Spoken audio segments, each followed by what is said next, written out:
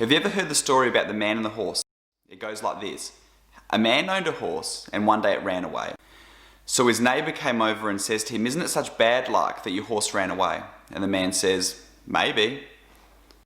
A couple of days later, the horse comes back and it brings all these other horses back with it. And the neighbour goes over to the man and says, "Isn't it such good luck that your horse ran away? Because if it hadn't ran away, it wouldn't have brought back all these other horses." And the man says, "Maybe." A couple of days later, the man's son is riding one of these horses and falls off and breaks his leg.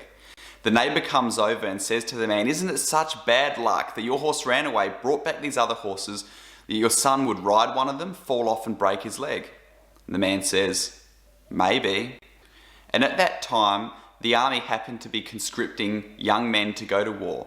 And because the man's son had broken his leg, he didn't have to go to war.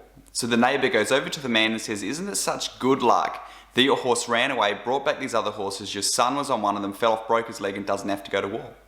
And the man said, "Maybe." So the point of this story is that it is so easy to judge circumstances in isolation because we're only seeing one little piece of the puzzle, but God sees the bigger picture. We can't judge one part of this picture in isolation because we don't know what the rest of the picture contains.